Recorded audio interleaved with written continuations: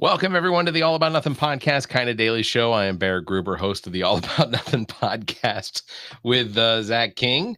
You can find me across all of social media at Barrett Gruber. With me is the host of the podcast, Black, White, and Blue in the South with Dr. Jameel Brooks, Bill Kimler. You can follow him across all of social media at politicalbillsc. If you want to participate in the show, you can chat with us on YouTube, Twitch, or Facebook. You can find links at the top of our webpage, theallaboutnothing.com. How are you, Bill? Doing great. The award-winning Black, White, and Blue in the South, I might add. Award-winning. Yeah. Didn't you say that we were in line for a biggie? Yeah. The big media inaugural awards. We're going to be giving out biggies. I feel like it's sort of similar to the Dundies. Just to be honest with you, it's going to turn more into a roast than anything else. But I think it's a great idea. I haven't had an opportunity to really discuss the plan with it, but I'm thinking like maybe early February. Yeah. We get everybody together. We'll somehow daisy chain enough microphones together so that we can record. We content. Can do the Biggie Awards / Super Bowl party. The Biggie Awards. I like it. How was your weekend? Oh man, it was boring. I got nothing done. It was terrible, so unproductive. It was a complete waste of a weekend. What can I tell you? We released an episode this weekend. It was we had a good time with that. A friend of the pod and friend of the family, Jason Cassidy, who is a wildland firefighter in California, started out as a fire camp, one of the convicts. And after he served his time, I had heard about this program, and I had mixed feelings about it just from reading about it in the news, right? So I'd not done anywhere near the deep dive you did, let alone talk to anybody about it. But it was, using ex-convicts or criminals who are out, have done their time and trying to work their way back into society, I guess. And put them out there as firefighters. Yeah, not even that. I that as well. But some of the wildland firefighters that they have are actual still convicts. These are okay. Like on prison release. Yeah, individuals in the penal system in California that because of good behavior and the opportunity, they actually Jason's watching us right now on the I just got to say that I had this, I wouldn't even say preconception because I had read about it, but I was left with an impression like these guys were being taken advantage of, between a rock and a hard place. You're either doing hard time or you're on the front lines of wildfires. It's like, thanks for the choice. And then I felt, they were getting abused, taken advantage of, low pay. And it's just essentially, the slave labor out of prison. But I will say that your interview opened up kind of the reality of it, the humanity of it. Yeah. And you got to know that individual pretty well. And I just found it fascinating. I mean, I sent you a note after I listened to that episode. I thought it was a great interview. Your guest was very clear, insightful and unfiltered. I mean, he just let it out, and I really appreciated it. Jason's not the only wildland firefighter out of the California penal system that I know as well. I have another friend that his excuse me, his name is Chris, that he also was in the California penal system for some drug charges that he had, but that he worked his way out of prison via the same program. And wow, you know what? It's kind of impressive. You actually know people who are going through the California penal system. I can't count any in my associates list, and yet you already have two. Did you run through the gangs of LA or something? I mean, what is your background? We all have skeletons, Bill. We all have skeletons. No, you got a freaking graveyard. You got Arlington National sitting in your closet. I would like to not comment on that any further. Okay. If I could, just retain that and hold that in. No one else. Hey, I do have a question for you. So is Bubba Bill Clinton or is Bubba Ghislaine Maxwell's prize horse? Well, whatever it is, all you know is that Trump blew it. He blew it. When that information came out last week, that there was an email asking, I can't remember who it was, but it was between Epstein, and I guess it was between Epstein and crap. Was it Epstein's brother? I think it was Epstein's brother, Mark Epstein or whatever. But literally a conversation asking. He asked him. He says, "Does Putin still have the pictures of?" And I'm paraphrasing, Donald Trump. Trying to think of the appropriate word. That fellatio. Is that the word? Fellatio is the word. Does Putin still have pictures of Donald Trump fellatioing Bubba?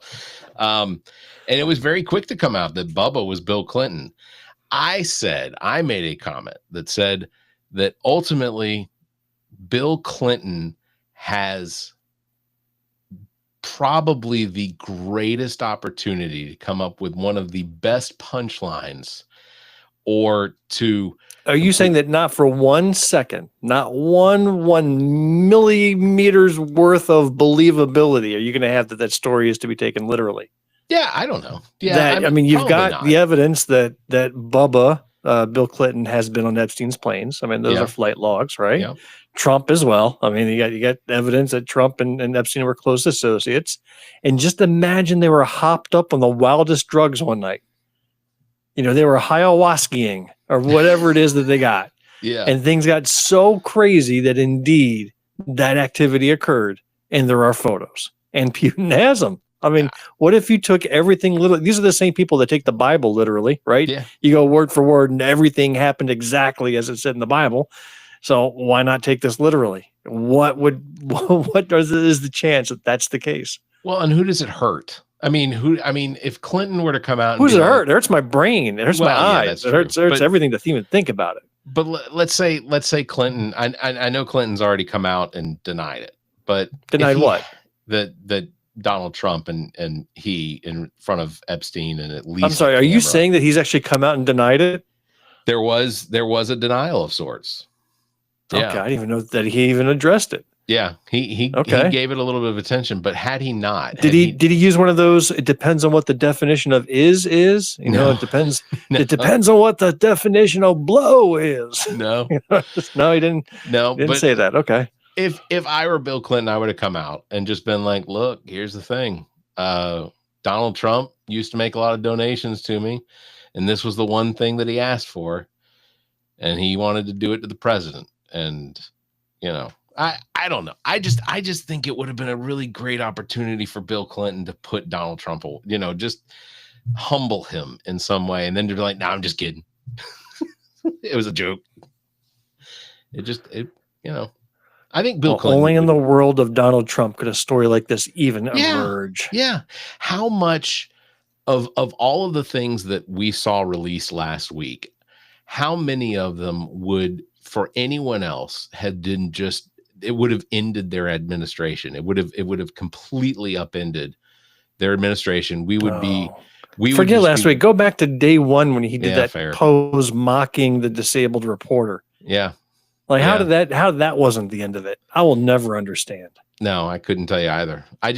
But like, if let's say he's already he is the president, but like for anyone else, this would have been the scandal. Any one of these would have been the scandal that would have ended his presidency.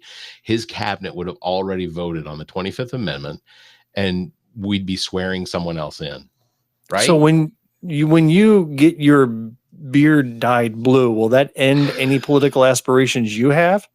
I just want to know. I don't have any political aspirations at this moment. So if we're going to bring that up, Atlanta Falcons lost to the Carolina Panthers twice this season. I do not have a date yet.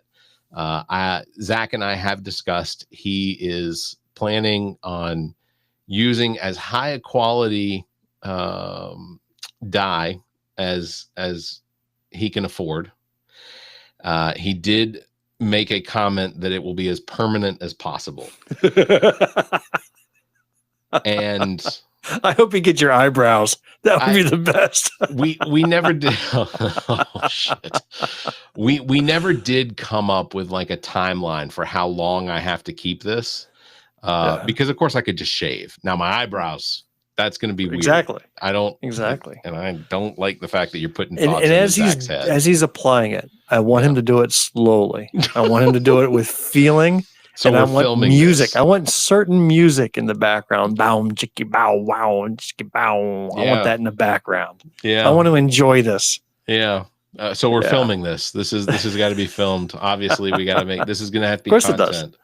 Yeah. I wonder. And why would you make such a bet? Why? Why would you even go to the mat with something like this? This is, you know, I've not ever lost this bet. We've made this bet every year over and over and over, never lost it. We've either split it or I've won. What was his consequences if he had lost? Yeah, so if he had lost, he was going to have to run a 40-yard dash in front of our entire fantasy football league. And we were going to use his time to determine how we created the draft order. So if, let's say, so we would all guess as to what his time was in the 40-yard dash, and the closest people to that number, over or under, would then set the order 1 through 10. So how? Again, you made a terrible bet. Like, even if you won, you lost.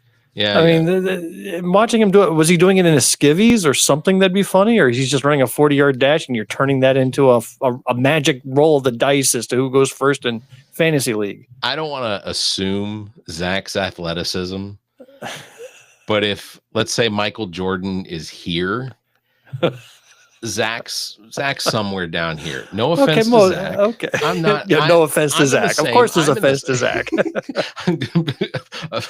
Most of the offenses to Michael Jordan, because there's not that much distance between here and here. Zach is not going to be happy about this. But it, I just thought it would be funny that if Zach lost, if the Panthers lost twice, to have Zach have to run 40 yards and us time it. Next time we'll make sure. Okay. I did acknowledge, though, I have never made a bet with Zach or with anyone else that actually cost anyone any money. So this will be the first bet that's had an outcome. He's going to have to pay for the die. I was going to say it actually cost him money. Yeah, exactly. So it's, ultimately I'm fine with it. I made my bed. I will lie in it. And so at work, do you have to get into video conferences? I know you work from home. There have been requirements from time to time when we're on the phone with clients that we have to be on camera, but I don't have a client-facing job unless I am requested. Is this going to be you on camera? Exactly. Hi. Let me double check on that.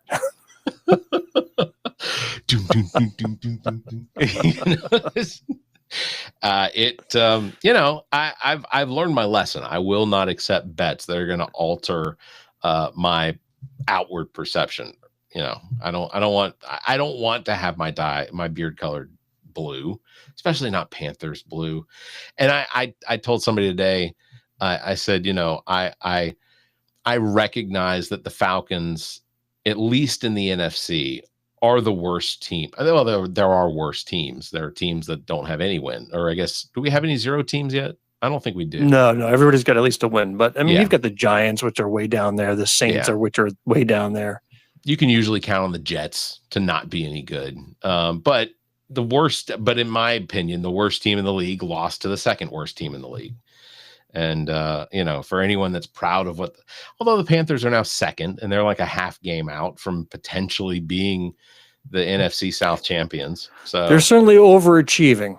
I couldn't even remember who their quarterback was. Some young guy that was recently drafted that they got, franchise tag slapped on already. The future of their franchise is this guy. So maybe they're onto something. Bryce Young is the smallest quarterback I think I've ever seen in my entire life. Like, Bryce Young sounds like an award name. I got the Bryce Young Award. Yeah. And nothing to be proud of, but when I see him standing among the giants that make up his offensive line, it's like, because I Michael think, Vick was that way. He was a yeah, tiny Michael Vick was quarterback tiny. compared. Doug Flutie was tiny. I remember seeing him play for a little bit. Yeah. Tebow was kind of a shortish guy. There have been some notable tiny quarterbacks. Yeah, for sure.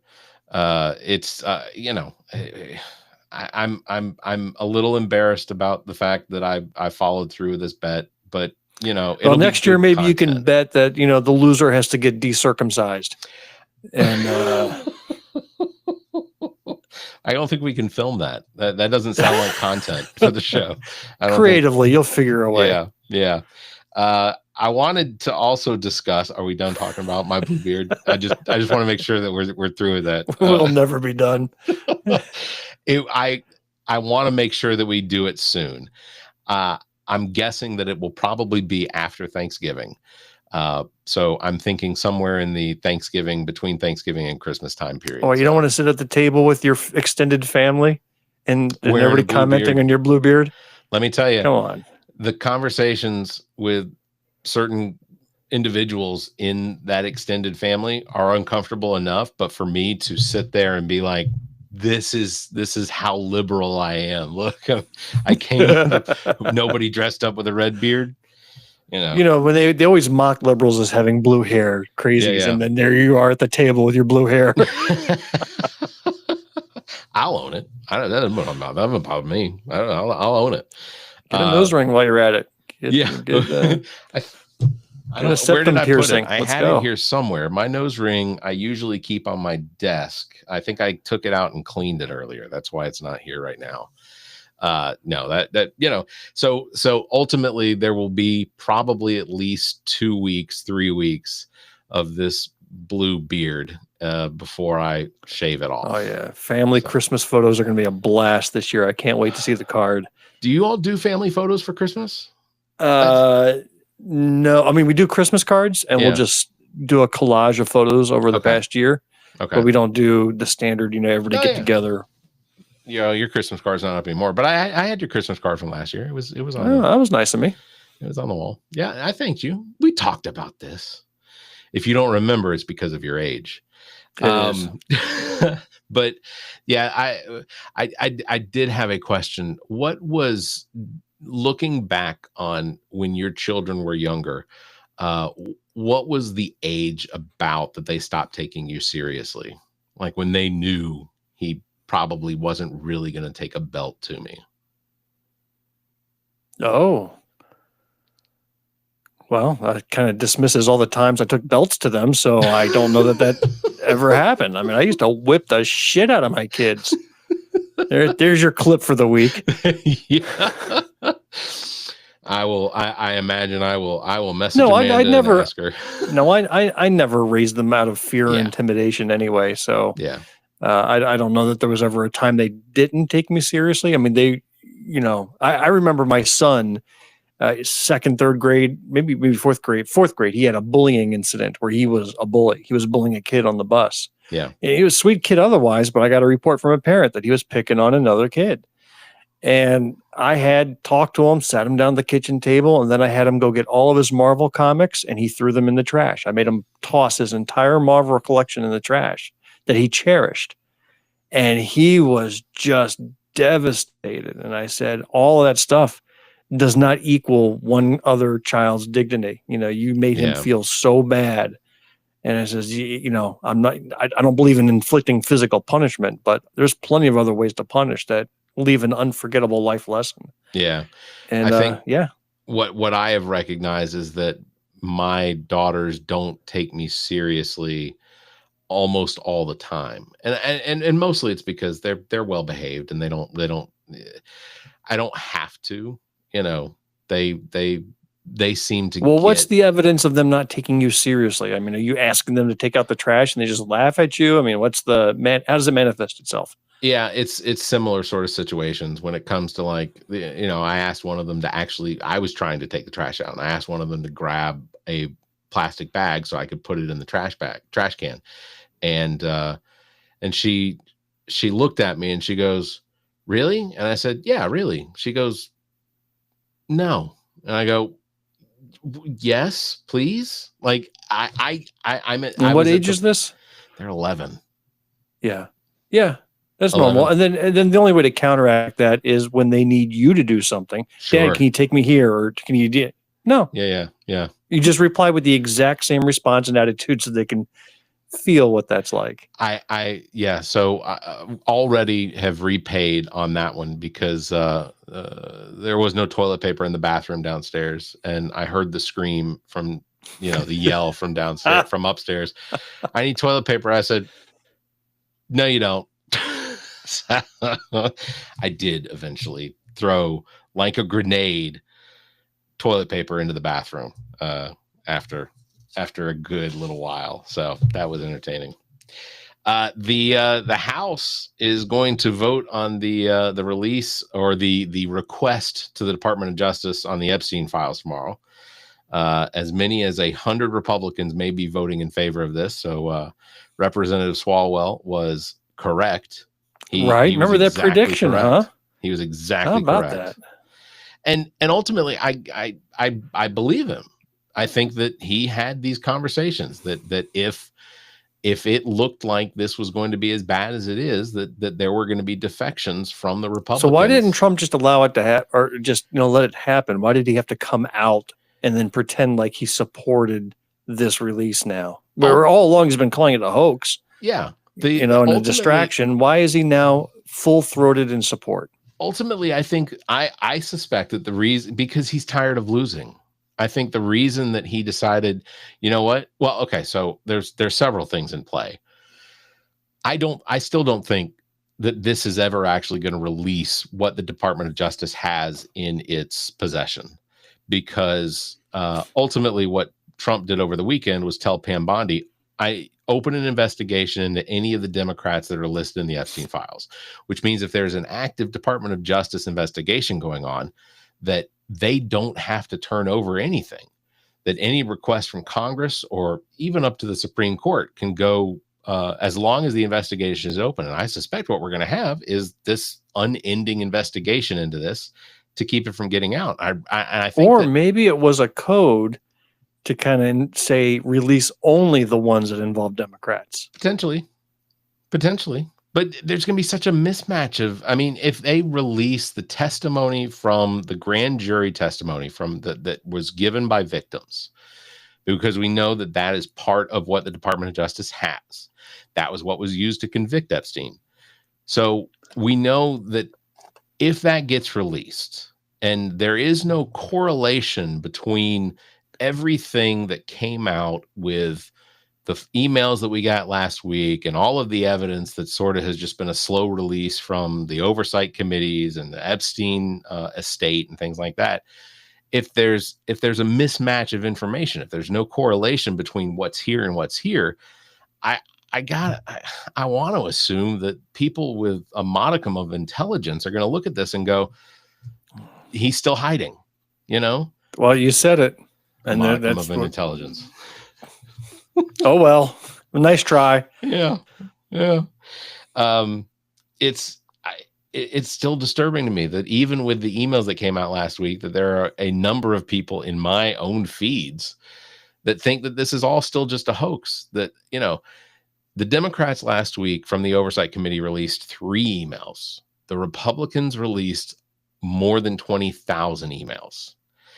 And they seem to be in disbelief that what was released by the Republicans is actually even real. And I don't get that. I don't understand what it is that they're watching or listening to or paying attention to, because I think I even saw Steve Bannon acknowledge that this is bad. This looks really bad for the president. Steve Bannon's name is mentioned in these Epstein emails from the Epstein estate that the Oversight Committee released. I don't think it looks good for Steve Bannon. Anyone that has their name attached to an email or an email address attached to something that Epstein was potentially sending back and forth with an individual, person, I don't think that looks good for you. I don't care if it was just business stuff.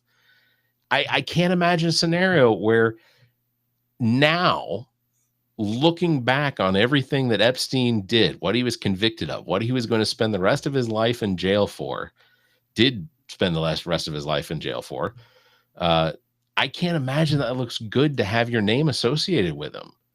And now we know Trump's been lying about their relationship because he said he cut it off in mid 2000s.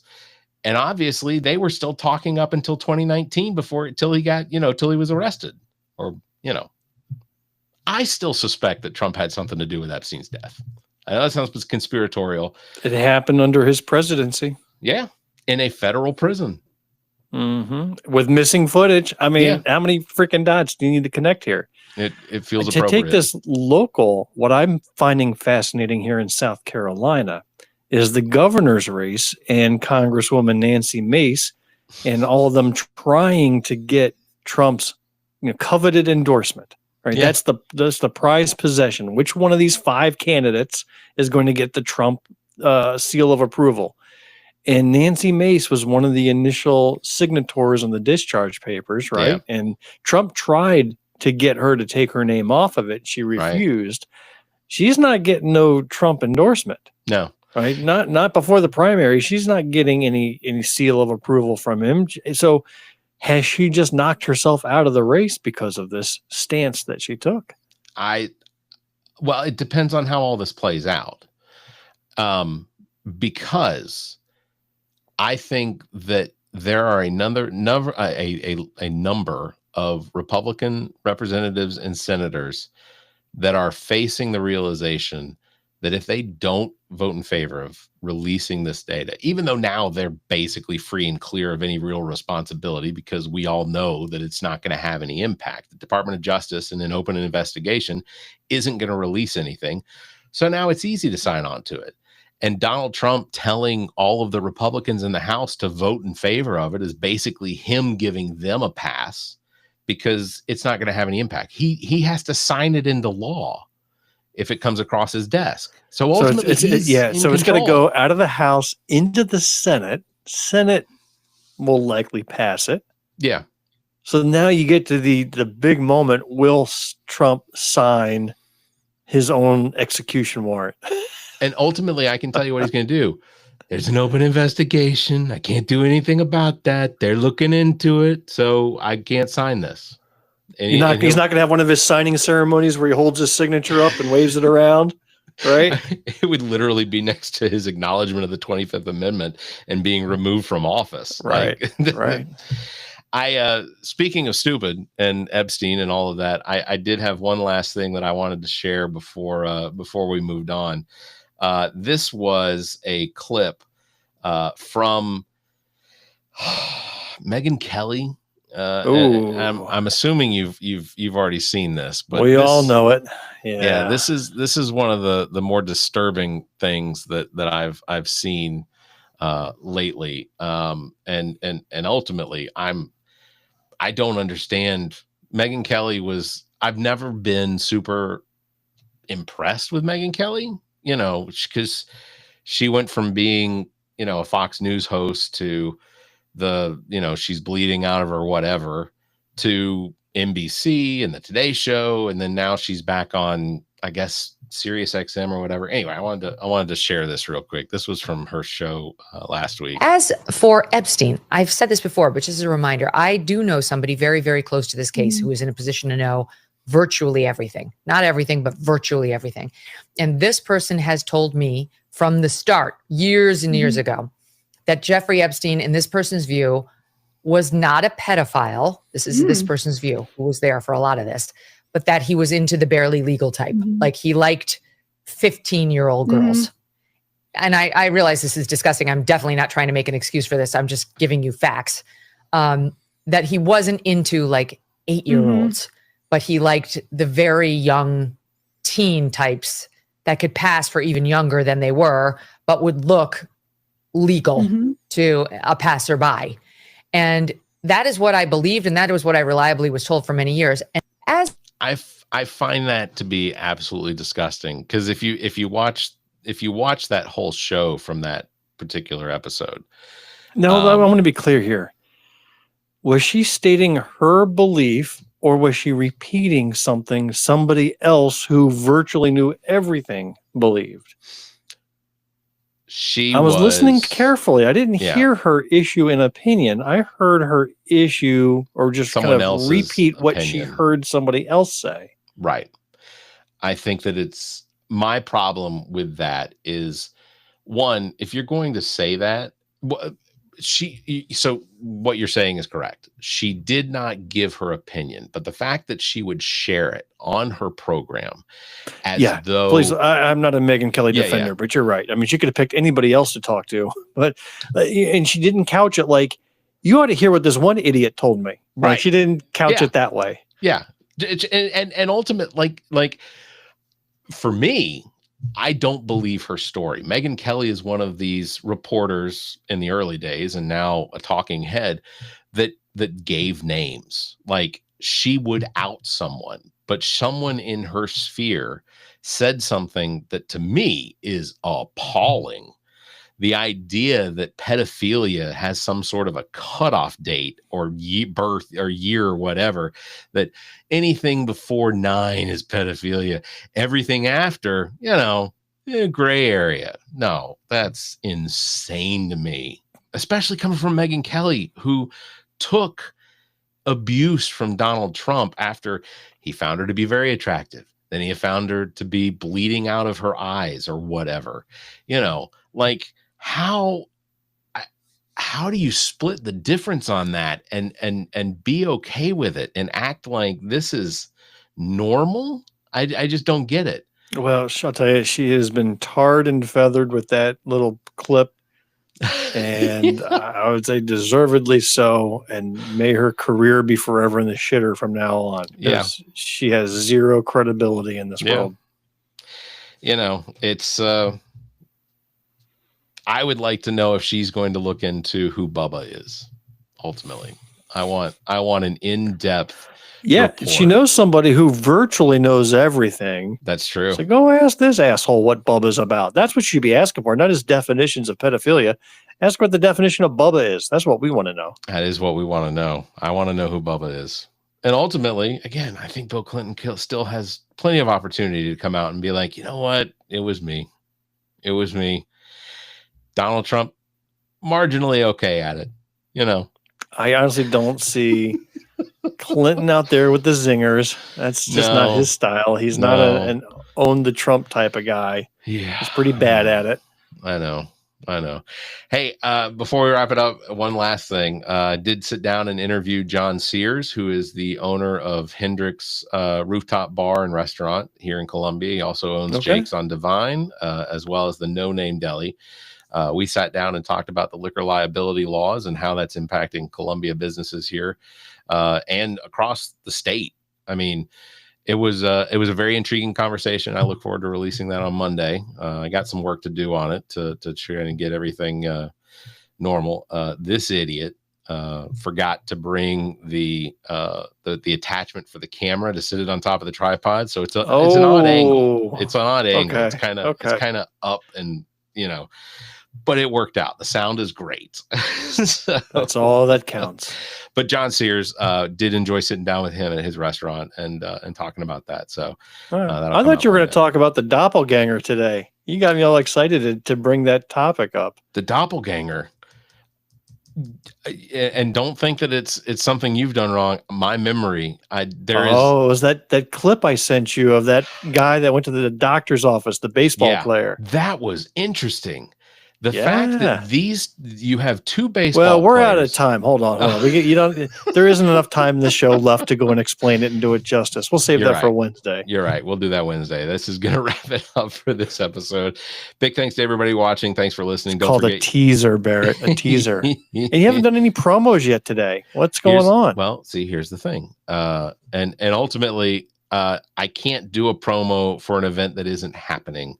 It has been is there no postponed. Ever Play sports event happening at a food collection agency at Soul House this week? I mean, what? It's a lot of the food. I have not gotten a report on how the food drive went this weekend, but I did go and hang out for a little while at it. The one out in Lexington. And the food pantry there definitely had received quite a bit of food prior to my arrival, and there were many cars that were pulling up as I was leaving. So it looked like they did pretty well, but I'm hoping that we'll get a report on that, how it did. As well, the Priest Jacobs Soul House sessions for Wednesday night has been postponed. There's a personal situation going on with the guest that hoping whatever it is gets resolved quickly and that gets put back on the schedule, because I was looking forward to it.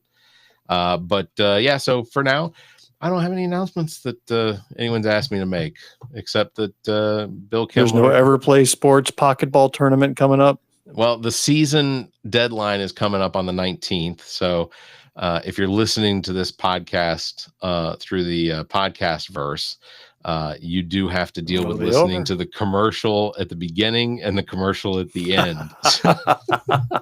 Those are produced. Bumper in the trailer. I want to make sure that Zach's voice gets out there on those commercials. So. Yeah, I don't know that I'm enjoying hearing Ami's voice replace mine at the beginning of the episode with the commercial. Don't worry. This is the last week that the Thanksgiving one is running, because nobody will be able to get it beforehand. Who's got the Christmas sweater voice? You gave me the Christmas elf voice. I did not. Did I? The Christmas elf is back. Yeah. Oh, okay. Christmas elf comes back for Christmas. So.